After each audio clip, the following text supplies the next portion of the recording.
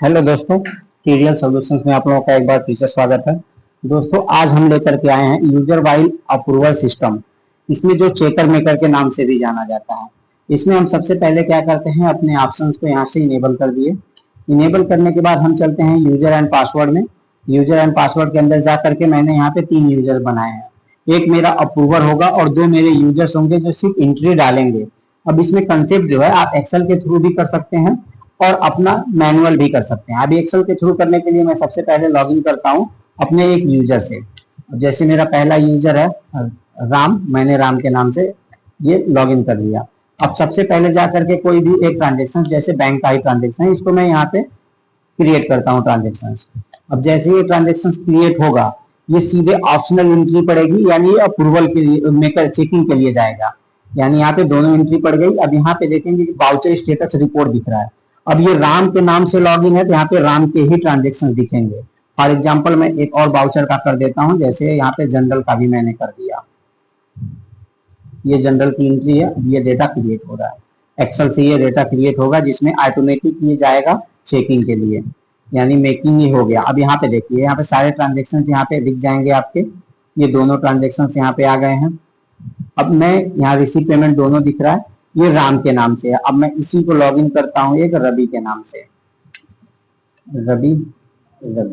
ठीक, अब फिर मैं यहीं पे गया। अब इसमें जाएंगे तो यहाँ पे सारा दिखाई देगा। रवि के नाम से जो ट्रांजेक्शन बने हैं वो ट्रांजेक्शन यहाँ पे दिखाई देंगे, यानी राम के नाम से अलग है, रवि के नाम से अलग है। अब इसको क्या है, अब इसमें आप ट्रांजेक्शन ओपन करके देखेंगे, यहाँ पे एक्टिविटीज भी दिखाई देगी कि किसने बनाया है, किस डेट को बनाया है, किस टाइम को बनाया है। ये ऑप्शनल एंट्री पड़ी हुई है।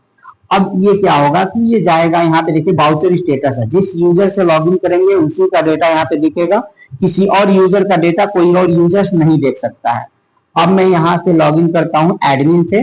अब एडमिन मेरे 2 हैं, एक मैंने यूजर को एडमिन बना रखा है और एक मेरा मेन एडमिन है ही। तो सबसे पहले मैं यहाँ पे यूजर वाला एडमिन ओपन करता हूँ, जिसको मैंने एडमिन बना रखा है बट वो है यूजर। उस केस में क्या आएगा, पेंडिंग अप्रूवल्स रिपोर्ट, यानी यहाँ पे जितने भी आपके लिस्ट पेंडिंग है उसको आप अप्रूव करेंगे। तो यहाँ पे मैंने इंटर किया तो इसमें सभी दिखेंगे।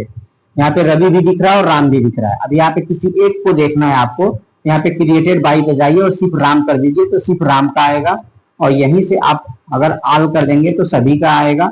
अगर सिर्फ रवि का देखना है तो यहाँ से रवि आ जाएगा। यहाँ से आल मैं करता हूँ, यानी सभी दिख जाएगा। अगर आपको वाउचर टाइप भी किसी एक का देखना है, जैसे मुझे यहाँ पे सिर्फ जनरल का डेटा देखना है तो यहाँ से जनरल का आएगा।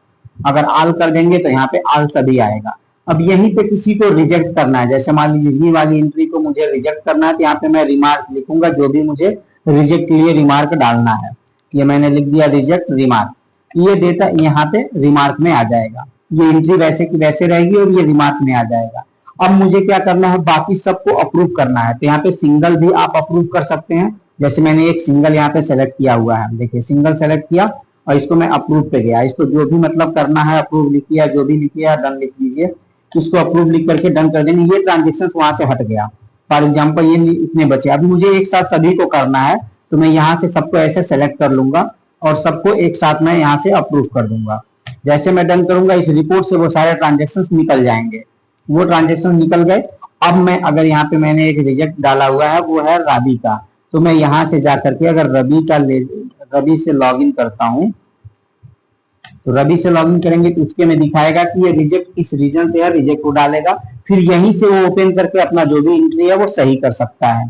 फिर यहाँ से सही करने के बाद में वो डेटा दोबारा वो रिजेक्ट वाले ऑप्शन को हटा देगा और हटाने के बाद में दोबारा वो अप्रूव के लिए चला जाएगा।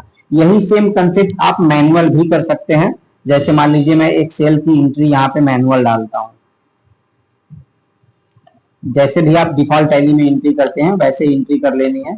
जैसे यहाँ पे मैं एक कोई भी ऐसे ही डमी एंट्री डाल देता हूँ। ये मैंने एंट्री डाल दी, यहाँ पे ऑटोमेटिक डेटा आ जाएगा और ये डेटा यहाँ से सेव कर देंगे। अब ये रिपोर्ट में ऑटोमेटिक आ गया होगा डेटा। ये देखिए ये नीचे वाला डेटा मेरा आ गया। अभी यहाँ पे अगर आप जाके देखेंगे सेल्स रजिस्टर में, यानी सेल ट्रांजेक्शन में, तो ये 0 दिखा रहा है। अभी तक इसमें वो एंट्री नहीं आई है। जब तक वो अप्रूव नहीं होगा तब तक नहीं आएगा। अब मैं इसको लॉगिन करता हूँ मेन एडमिन से, यानी जो मेरा मेन एडमिन है उससे मैंने ये लॉगिन किया। अब यहाँ पे उस रिपोर्ट को दिख जाएगा। अब ये रही रिपोर्ट। अब इसको मुझे अप्रूव करना है तो यहीं से मैं जाऊंगा, इसको मैं अप्रूव करके यहाँ से सेव कर दूंगा। ये अप्रूव हो गया। अब यहाँ पे अगर मैं जाकर के दोबारा देखता हूँ तो ये ट्रांजेक्शन मेरा यहाँ पे आ गया। ये मेरा अप्रूवल सिस्टम से अगर किसी को डेमो चाहिए अपने सिस्टम पे 7 डेज के ट्रायल के साथ में, ये फाइल आपको मिल जाएगी। आप चाहें तो मुझे मेरे कांटेक्ट नंबर पे मुझे मैसेज या कॉल कर सकते हैं। मैं आपको यहाँ से सिस्टम पे आपके सिस्टम पे डेमो एक हफ्ते का करा दूंगा। अगर और कोई भी जानकारी चाहिए तो आप मुझे कनेक्ट कर सकते हैं। थैंक यू, मिलते हैं नेक्स्ट वीडियो में। धन्यवाद।